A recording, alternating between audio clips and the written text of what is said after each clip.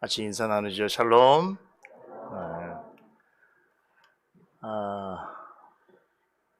모든 것이 제자리를 찾는 풍경이라는 그런 말이 있는데, 우리 교회도 오늘 이 모습이 우리의 제자리를 찾아가는 그런 풍경같이 보입니다.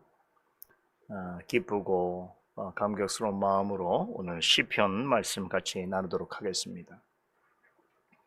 오늘 시편 말씀 방금 찬양한 시편 145편, 오늘은 14절로 21절까지 함께 봉독하도록 하겠습니다. 여호와께서는 모든 넘어지는 자를 붙드시며 비굴한 자를 일으키시는도다. 같이 읽습니다. 중생의 눈이 주를 앙망하오니 주는 때를 따라 저희에게 식물을 주시며 손을 펴사 모든 생물의 소원을 만족케 하시나이다. 여호와께서는 그 모든 행위에 의로우시며 그 모든 행사에 은혜로우시도다. 여호와께서는 자기에게 간구하는 모든 자 곧 진실하게 간구하는 모든 자에게 가까이 하시는도다.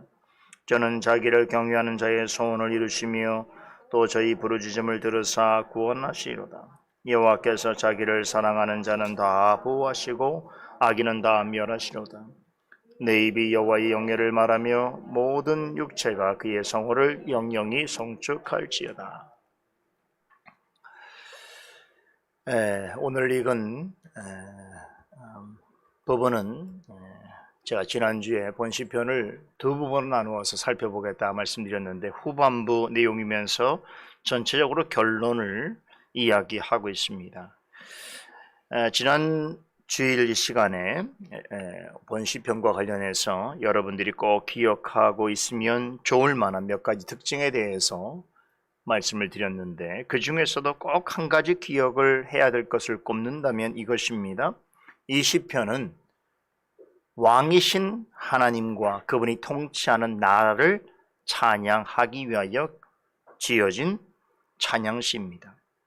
이와 같은 주제를 다루고 있는 여러 시편들 중에서 제가 보기에는 거의 가히 최고의 시라고 말해도 과언이 아닌 시지요. 이 가을에 참 시편 중에서도 최고의 시를 만나고 있는 여러분들은 참으로 복된 자인 줄 믿습니다. 지난주에 말씀드린 것처럼 본 시편은 왕이신 하나님을 높이 찬송하는 고백으로부터 시작을 해서 거룩하신 하나님의 이름을 찬송하는 고백으로 맞춰지고 있는 수미일치형 구조를 띠고 있습니다. 지난 주일 시간에 미처 다 말씀드리지 못한 내용들이 시에는 참으로 많습니다. 그래서 한 가지 덧붙여 말씀을 드리면, 본 시편에 우리가 주목해서 보아야 할 것이 무엇인가 하면 바로 찬양하는 주체와 찬양받는 대상에 대한 이해입니다. 찬양을 받으시는 이는 왕이신 하나님이시지요. 그분은 우리에게 있어서 날마다 그리고 영원토록 찬양받으시기에 합당하다라고 시인은 고백하고 있습니다. 자, 그렇다면 그 하나님을 날마다 그리고 영원히 찬양해야 하는 주체는 누구인가 하면, 이 시에는 몇 가지 주체들이 언급이 되고 있습니다. 먼저 시인은 자기 자신을 언급하지요. 1절에서 3절에 보면 시인은 나라고 하는 1인칭 주어를 반복적으로 사용하면서 하나님은 시인 개인에게서뿐만 아니라 모든 믿는 성도 개인으로부터 찬송과 영광을 받으셔야 할 분이라는 사실을 강조하고 있습니다. 여기서 시인이 말하고 있는 왕이신 하나님, 내가 높이고 영원히 그 이름을 송축해야 하는 광대하신 나의 하나님은 모든 성도 각각 개개인이 믿고 고백하고 찬송해야 하는 바로 나의 하나님이시라는 것입니다. 이어지는 4절로부터 9절에서 시인은 시공을 초월해서 모든 사람이 하나님을 찬양해야 된다라고 말합니다. 자기 자신에서 이제 모든 사람으로서 확대가 되고 있는데, 4절의 대대로라고 하는 말은 영어로 generation이죠. 세대를 가리킵니다. 그러니까 하나님은 어떤 특정 세대에 속한 개인이나 믿는 자들에게서만 찬송을 받으셔야 될 뿐이 아니라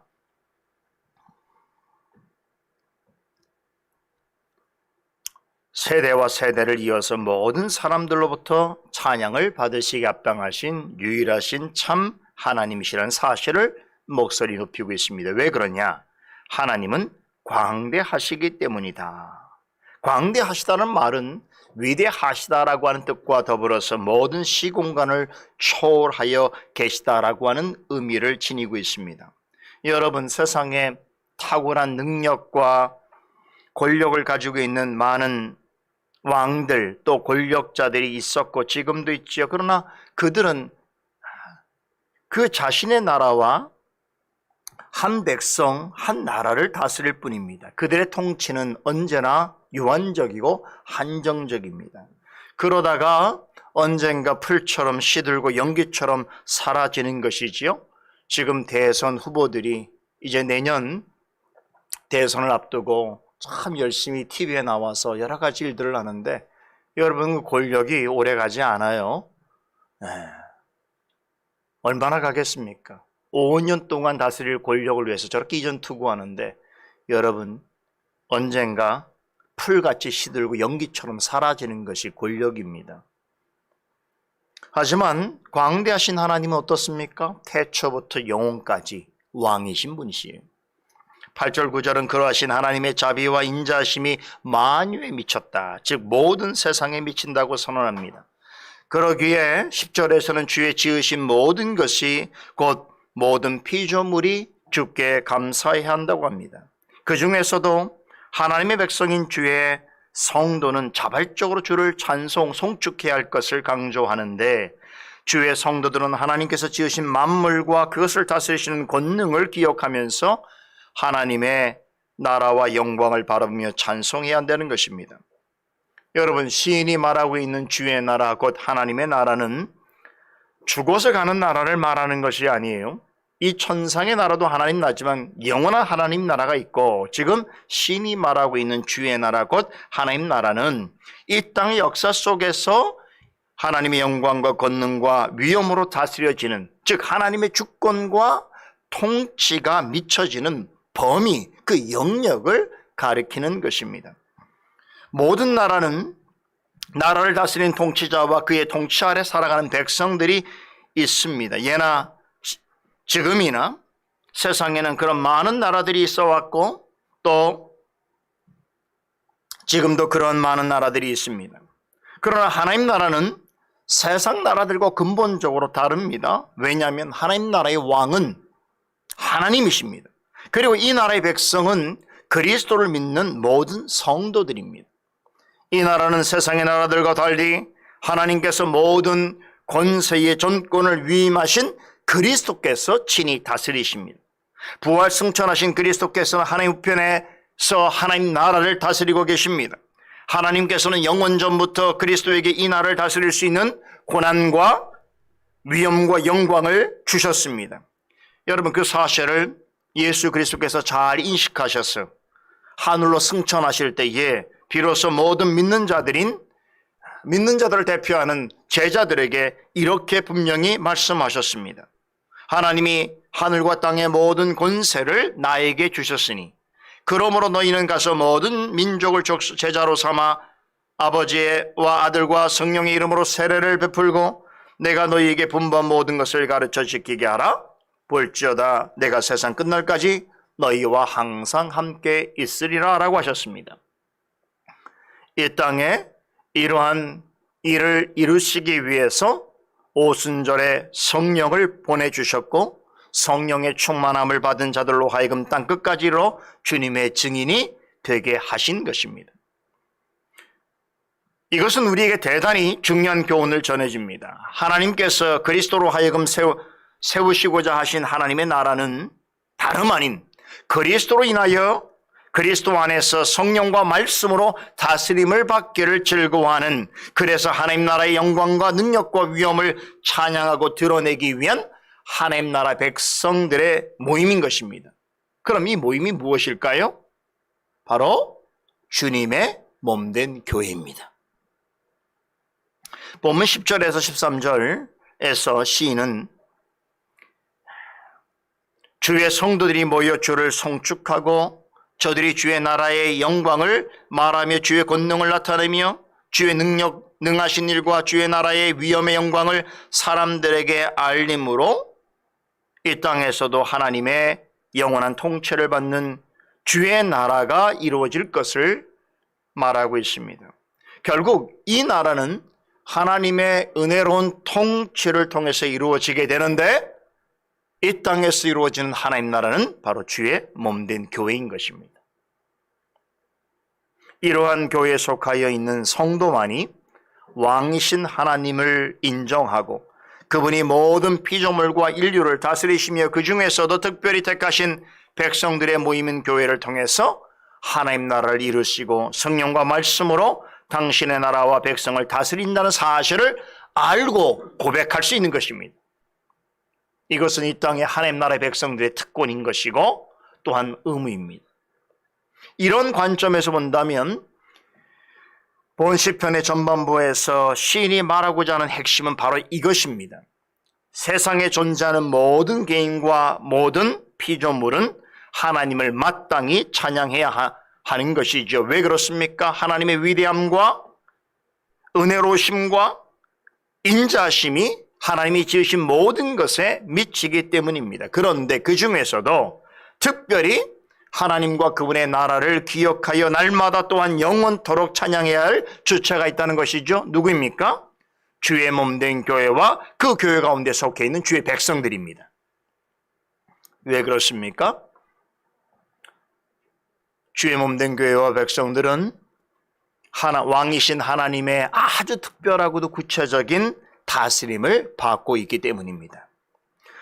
오늘 읽은 본시편의 후반부 내용은 제가 지금까지 설명해 드린 관점에서 살필 때에 보다 그 의미를 정확하게 이해할 수 있게 되어집니다. 14절 이하에서는 몇 종류의 사람들이 언급됩니다. 그런데 이들은 불특정한 다수가 아닙니다. 하나님을 알지 못하는 세상 사람들도 아닙니다. 앞서 10절에서 13절에 언급한 하나님 나라의 백성인 주의 성도들을 가리킵니다. 이들은 모두 이 땅에 살면서 왕이신 하나님의 거룩하신 통치를 받고 있습니다. 본시편의 후반부 말씀은 하나님께서 당신의 나라 백성인 주의 성도들을 이 땅에서 어떻게 친히 도우시고 다스리신가라는 사실을 알려주고 있습니다. 자, 여기에는 몇 가지 특징이 나타난다는 것이죠. 네 가지 특징이 있습니다. 첫째, 하나님은 비참한 중에 있는 성도들을 도우십니다. 14절에 이 땅에 살아있는 성도들, 즉 하나님의 거룩한 통치의 대상이 되는 성도들을 뭐라고 표현하는가 하면 넘어지는 자, 비굴한 자로 묘사하고 있습니다. 넘어지고 박해를 받는다는 것은 이 땅에서 소외를 받고 있고 무력한 자로 있다는 것을 의미합니다. 무슨 뜻입니까? 이 세상에서 성도는 약자입니다. 세상에 대하여 약자인 것이에요. 왜 그렇습니까? 세상은 신실한 성도를 반기지 않습니다. 이유 없이 미워하고 주는 것 없이 싫어합니다. 세상의 권력자들은 이 땅의 교회를 자신의 권력의 방편으로 삼으려 하고 수단으로 이용하려고 하다가 자신의 뜻에 맞지 않으면 믿는 자들을 핍박하고 교회를 무너뜨리기까지 하는 것입니다. 이처럼 세상에서 성도와 교회는 사방에 대적하는 자들로부터 우겨쌈을 당할 수 있습니다. 그러게 불신 세상과 대적하는 자들을 바라보게 될 때에 이 땅에 사는 성도들은 때로 심히 좌절하고 괴로워할 수 있다는 것입니다. 그런 점에서 이 땅에 있는 성도들은 넘어지는 자요, 핍박받는 자들입니다. 그런데 그들을 통치하시는 하나님께서 이 세상에서 믿음으로 사는 일로 인해서 세상의 권력자들과 믿지 않는 자들로부터 짓눌리고 압제당하는 주의 성도들을 그냥 내버려 두지 아니하신다는 것입니다. 뭐라고 말씀하십니까? 붙잡으시고 일으키십니다. 더 큰 은혜와 능력을 베풀어 주셔서 이 땅에서 주의 성도로 사는 삶을 붙잡으시고 일으키시고 견뎌내게 하시고 마침내 승리케 하시는 것입니다. 둘째, 때를 따라 필요한 것들을 공급해 주시고 만족해 해 주십니다. 15절에 보면 주는 때를 따라 저희에게 식물을 주신다라고 말씀하고 있지요. 앞서 시인은 하나님께서는 지으신 모든 것에 은혜와 인자를 베푸신다고 했습니다. 모든 피조물은 하나님에게 철저하게 의존하여 있습니다. 왜 그렇습니까? 모든 것이 하나님으로부터 말미암기 때문입니다. 그러므로 하나님께서 돌보지 아니하시고 보살피지 아니하신다면 세상에 존재할 수 있는 것은 없습니다. 예수님께서는 제자들에게 하늘을 나는 까마귀와 들에 핀 백합화를 생각해 보라고 하셨습니다.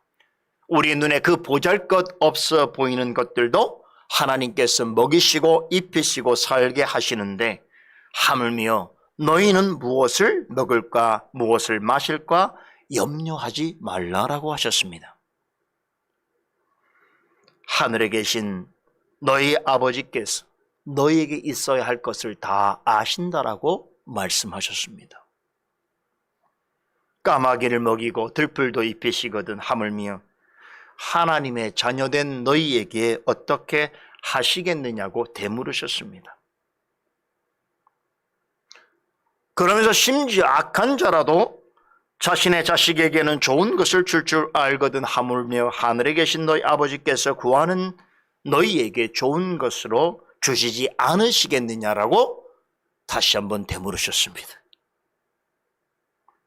여러분, 하나님은 창조주이시기만 한 것이 아닙니다.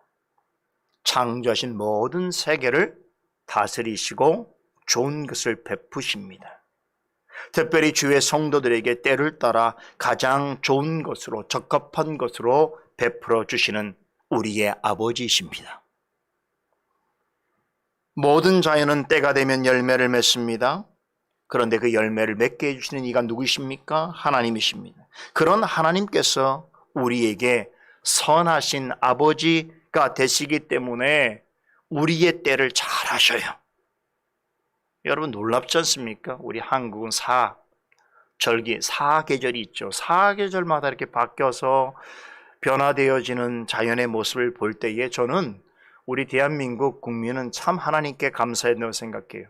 이 때와 절기를 모르는 세상에 산다고 생각해 보세요. 그런데 우리는 우리와 상관없이 시간의 흐름에 따라서 절기가 바뀔 때마다 마치 모든 세계가 새로워지는 것처럼 그렇게 느껴지지 않습니까? 이 가을이 되어서 여러분 이 때가 되니까 어떻습니까? 만물이 열매를 맺지 않습니까? 우리는 그것을 핑계할 수 없는 것이에요. 우리의 눈으로 보고 또한 우리의 감각으로 지금 느끼며 살아가고 있는 것이에요. 이것은 뭘 말하는 것입니까? 때를 따라 하나님께서는 끊임없이 우리의 생존에 필요한 것들을 베풀어 주시고 제공해 주신다는 뜻입니다. 그래서 우리 보고 우리더러 여러분 저 눈에 보이지 않는 미생물 세계를 염려하지 않도록 하시는 거예요. 우리가 볼 수 없는 숲속에 사는 동물들의 세계를 우리로 하여금 걱정하지 않도록 하시는 거예요. 왜 그렇습니까? 하나님이 먹이시고 입히시기 때문입니다. 16절의 표현처럼 그렇게 하심으로 우리의 소원을 만족해 하신다고 그랬죠. 여기에 소원이라는 말은요, 히브리어 원어를 보게 되면 소원이 아니에요. 은총이란 뜻입니다. 만족해 하신다는 뜻도 기쁨을 누리다라는 뜻입니다. 즉 소원을 만족해 하신다는 것은 우리가 원하는 대로 들어준다는 뜻이 아니고 하나님이 베푸시는 은총으로 주의 성도들을 기쁘게 해주실 것이다 이런 뜻입니다. 이에 대해 시인은 17절에서 여호와께서는 그 모든 행위에 의로우시며 그 모든 행사에 은혜로우시다라고 고백하고 있습니다. 하나님께서 당신의 백성들에게 행하시는 일은 무엇인지 의로우시고 은혜로우시다는 것입니다. 기억하십시다. 오직 하나님만이 우리의 육체와 영혼을 지키시고 은혜로 우리를 기쁘시게 해줄 수 있으십니다. 성도는 하나님께서 때를 따라 즉 섭리 가운데서 은총으로 주시는 그런 것들로 인해서 영육 간에 먹고 마시게 되는 것이고 기뻐하고 즐거워할 수 있는 것이고 건강하고 생명을 영위할 수 있는 것입니다. 이 사실을 우리가 기억할 때에 우리가 살아가는 모든 것은 전적으로 하나님께 의존되어 있다라는 사실을 기억하시기 바랍니다. 셋째, 하나님은 자신에게 간구하는 자를 가까이 하시며 기도를 들어주십니다. 18절 19절 보십시다. 여호와께서는 자기에게 간구하는 모든 자 곧 진실하게 간구하는 모든 자에게 가까이 하시는도다. 저는 자기를 경외하는 자의 소원을 이루시며 또 저희 부르짖음을 들으사 구원하시로다라는 말씀이 전하는 바가 이것입니다. 여러분, 언제 어디서나 시간과 장소를 구애받지 아니하고 하나님께 나아가서 기도할 수 있다는 것은 주의 성도들의 특권입니다. 기도한다는 것은 하나님 앞에 자신을 겸손히 낮추어서 그분의 뜻과 도우심을 구하는 것입니다. 그러하기에 진실한 마음으로 구해야 하는 것이지요. 시인은 이렇게 진실하게 구하는 자를 하나님께서는 가까이 하신다라고 말씀하십니다. 큰 위로지요. 우리가 세상에서 경험하는 많은 어려움과 곤란한 일을 당할 때에 또 다른 사람에게 차마 말하지 못하는 어떤 근심과 걱정이 있을 때에 그러나 하나님께 나아가서 진실한 마음으로 간구할 때에 하나님께서 그를 가까이 하신다 말씀하십니다. 얼마나 큰 위로입니까? 여기서 진실을 하게라고 하는 번역된 말을 좀 주목해 볼 필요가 있는데요. 여기서 진실이라고 하는 말을 때로 우리는 내 편에서 갖는 어떤 진심과 열심이라고 생각할 수 있습니다. 그래서 기도할 때 진심을 가지고 열성을 다해서 기도하자라고 생각할 수도 있습니다만 이 말의 원뜻은 진리입니다. 진리. 진실하게 간구한다는 말은 진리 안에서 진리와 더불어 기도한다는 뜻입니다. 기도는 무작정 하나님을 찾는 것이 아니고 자신의 소원을 이루어 달라고 구하는 것이 아닙니다. 여러분, 하나님께서 어떤 예배하는 자를 찾는다고 하셨습니까? 신령과 진정으로 예배하는 자를 찾는다고 그랬죠. 신령은 성령을 가리키는 것이고 여기서 진정이라는 말이 바로 이 단어인데요. 진리입니다. 기도도 마찬가지예요. 성령의 도우심 가운데 진리의 말씀을 의지하여 행할 때에 하나님께서 그것을 들어주실 뿐만 아니라 가까이 하시며 그에게 구원을 베풀어 주시는 것입니다. 마지막 넷째, 하나님은 자기 백성을 끝까지 보호해 주시고 최종적으로 이기게 해 주십니다. 시인 20절에서 여호와께서 자기를 사랑하는 자는 다 보호하시고 악인은 다 멸하시리로다 라고 약속합니다. 주의 성도를 가리켜서 바로 앞에 19절에서는 하나님을 경외하는 자로 표현했는데 여기서는 뭐라고 표현합니까? 하나님을 사랑하는 자라고 부릅니다. 하나님을 경외한다는 것은 무조건 하나님을 무서워하고 두려워하는 것이 아니지요. 하나님을 사랑하는 것이 곧 그분을 경외하는 것입니다. 어떤 사람은 경외와 사랑을 반대말로 이해합니다. 그렇지 않아요? 하나님을 사랑하는 자가 하나님을 경외하는 것입니다. 그렇다면 어떻게 하는 것이 하나님을 사랑하는 것일까? 여호수아 25장 5절에 이렇게 답합니다. 들어보세요. 너희에게 명한 명령과 율법을 행하여 너희 하나님 여호와를 사랑하고 그 모든 길을 행하며 그 계명을 지켜 그에게 친근히 하고 너희의 마음을 다하고 성품을 다하여 그를 섬길지어다. 주의 성도는 입술만 말로만 하나님을 사랑한다고 해서는 안 됩니다. 하나님을 사랑한다고 말할 수 있으려면 하나님의 말씀을 지켜 행해야 합니다. 하나님의 뜻을 마음과 성품을 다해 따르고 섬겨야 하는 것입니다. 사랑에는 책임 있는 행동이 수반되어야 하는 것입니다. 하나님을 사랑한다면 그분의 말씀과 교회와 성도들을 사랑해야 하는 것입니다. 하나님과 그분의 뜻이 이 땅에 이루어지기 위해 성령께 순종하고 말씀대로 살아가야 하는 것입니다. 이것이 하나님을 사랑하는 것이요 하나님을 경외하는 것입니다. 그렇게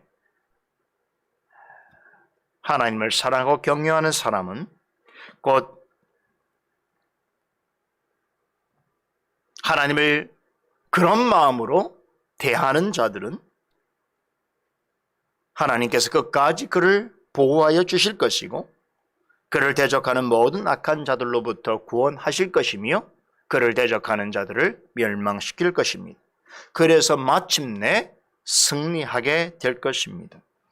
여러분, 이것이 오늘 시편 145편의 후반부 결론에서 이야기하고 있는 것입니다. 이것은 제 말이 아닙니다. 다윗의 생각과 마음을 지키시는 성령께서 그의 입술을 통해서 우리에게 전하여 주시는 진리의 약속인 줄 믿으시기 바랍니다. 지금까지 말씀드린 이 네 가지 방편을 통해서 왕이신 하나님께서는 이 땅에 속하여 있는 주의 성도들에게 은혜를 베푸시고 그들을 선하게 다스리시는 것입니다. 이 사실을 믿습니까? 믿으시는 분이라면 이제 어떻게 해야 되는가? 다윗처럼 하나님께 찬송해야 됩니다. 21절 우리 함께 한 몫을 읽읍시다. 이 모든 사실을 우리가 인정하고 고백한다면 이제 다윗처럼 우리 함께 하나님을 찬송하십시다. 한 몫으로 고백하십시다. 내 입이 여호와의 영예를 말하며 모든 육체가 그의 성호를 영영히 송축할지로다. 아멘. 기도하십시다. 거룩하신 하나님, 참으로 은혜롭고 감격스러운 주일입니다. 이렇게 오랜만에 성도들과 대면하게 되었고 또 오늘은 성찬식이 있는 주일입니다. 또 이전에 이것을 행하기 전에 시편 말씀을 통하여 우리의 마음문을 두드려 주시고 어둠을 물리치시며 진리의 말씀으로 깨닫게 하여 주시니 감사를 드립니다. 오늘도 한 마음으로 함께 모여서 하나님께 예배하기를 원합니다. 오늘 이 말씀처럼 오직 하나님과 그의 다스리시는 나라를 기뻐하고 송축하며 날마다 그리고 영원토록 찬양하는 삶이 되게 하여 주시옵소서.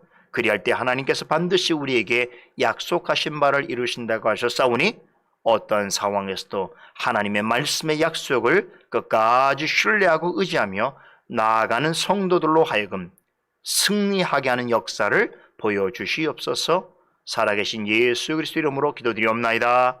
아멘.